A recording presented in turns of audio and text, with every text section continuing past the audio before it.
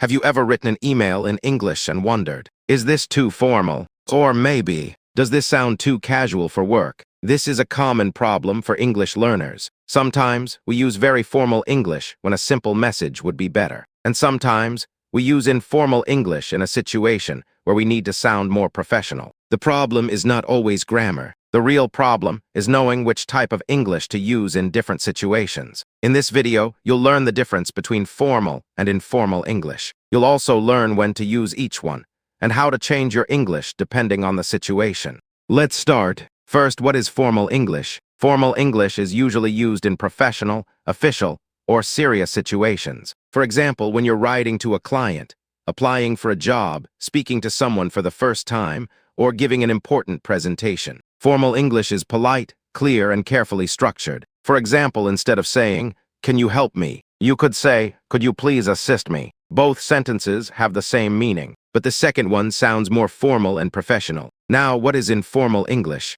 Informal English is more relaxed and conversational. We often use it when speaking with friends, family members, or colleagues we know well. For example, "Can you help me?" or even, "Can you give me a hand?" These sentences sound more natural and relaxed. So remember this important point. Formal and informal English are not about correct and incorrect English. They are about using the right language for the right situation. That's the key. Now let's look at a simple example. Imagine you need someone to send you a report. If you're writing to a client or someone you don't know well, you could say, "Could you please send me the report by Friday?" But if you're speaking with a colleague you work with every day, you could say, "Can you send me the report by Friday?" And if you're talking to a close friend, you might simply say, "Can you send me the report?" The same purpose, different situation, different style. This is one of the most important skills in business English. Before speaking or writing, ask yourself 3 questions. Who am I talking to? What is the situation? What tone should I use? These 3 questions can help you choose the right English. Now let's look at greetings. In a formal situation, you might say,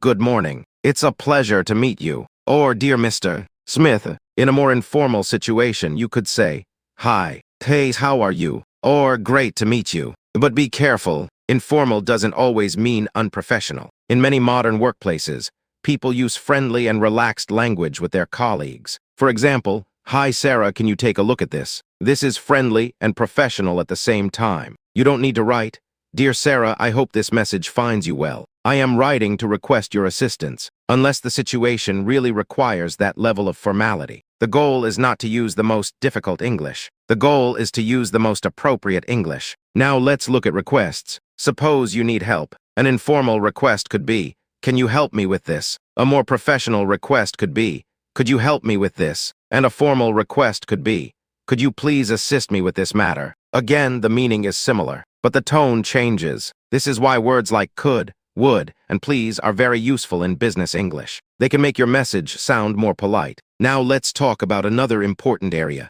Emails. Imagine you want to follow up on a project. A formal version could be, "I would like to follow up regarding the current status of the project." A professional and natural version could be, "I wanted to follow up on the project. Do you have any updates?" And an informal version could be, "Just checking in. Any update on the project?" All 3 can be correct. The question is, who are you sending the email to? If you're writing to a new client, you may choose a more formal style. If you're writing to your manager, professional and clear English may be best. If you're sending a quick message to a close colleague, a more relaxed style may be appropriate. The relationship and situation matter. Now let's look at apologies. Informally, you might say, "Sorry I'm late." In a professional situation, you could say, "I apologize for the delay." And in a more formal situation, "I sincerely apologize for any inconvenience caused." Notice how the language becomes more careful and formal. Now let's talk about giving your opinion. Informally, you might say,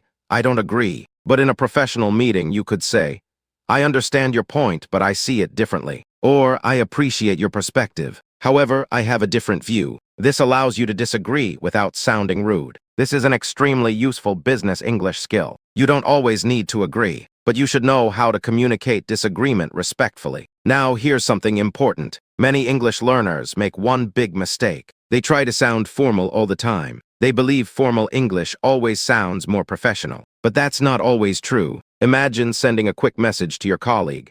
"Dear John, I hope this message finds you in excellent health. I am writing to inquire whether you have completed the task. This is grammatically fine, but for a quick workplace message, it may sound too distant. A simpler message could be, "Hi John, have you completed the task?" Clear, professional, natural, good communication is not about using complicated words. It's about helping people understand you easily. On the other hand, you should also avoid being too casual in important situations. For example, writing, "Hey, send me the contract ASAP," to a new client may sound too direct. A better option would be, "Could you please send me the contract when possible?" This sounds more respectful and professional. So how can you choose the right style? Here's a simple rule. Use formal English when the situation is official, serious, or when you don't know the person well. Use informal English when the situation is relaxed and you have a comfortable relationship with the person. And for most workplace situations, use clear, professional, and friendly English. This is often the safest choice. Let's quickly review. Formal English is polite, structured, and professional. Informal English is relaxed and conversational.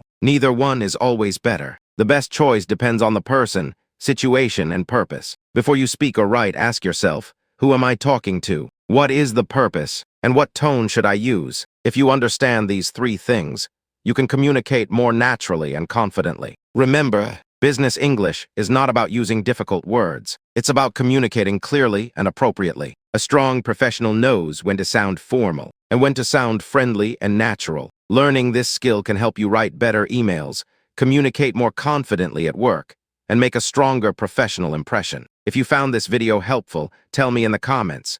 Do you find formal English or informal English more difficult to use? And if you want more practical lessons about business English, professional communication, AI, business, career success, productivity, cybersecurity, and future skills, subscribe to Future Skill Hub. Thank you for watching. I'll see you in the next video.